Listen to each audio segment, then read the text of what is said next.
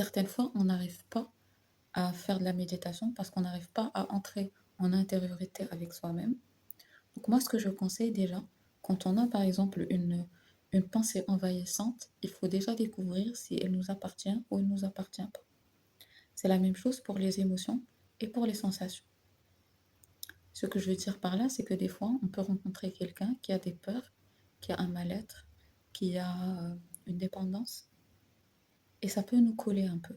Parce que lui, par mal-être, c'est comme si il l'envoyait à tout le monde.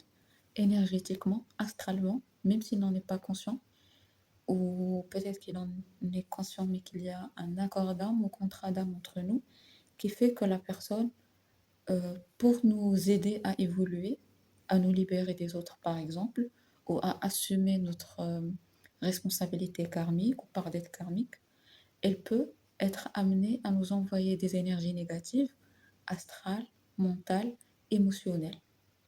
Et ça, on a tous connu le fait de rencontrer quelqu'un qui se sent mal, d'essayer de l'apaiser ou de ne rien faire, juste l'écouter ou juste le croiser, et après de se sentir aussi mal que lui.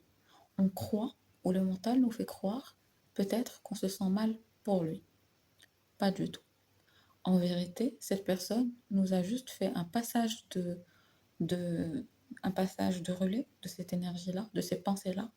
Ça peut être par vampirisme énergétique, juste pour nous prendre l'énergie, ou ça peut être juste pour se débarrasser.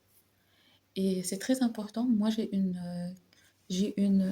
pour les gens, c'est une affirmation, mais non, c'est une requête. Et en fait, c'est un décret.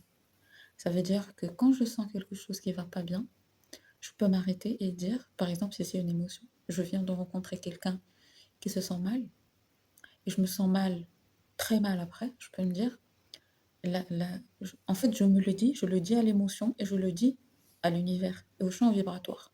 Et même pour toutes les autres émotions qui étaient programmées pour m'arriver, il y a un équilibre qui se fait et une remise à l'ordre.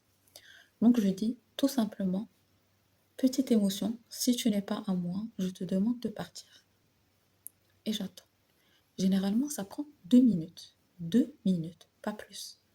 Et après ces 2 minutes-là, bah, généralement, la personne, elle va, euh, elle va se sentir apaisée. Moi, je le fais beaucoup euh, depuis que j'ai commencé à sentir que les personnes me faisaient passer leurs compulsions.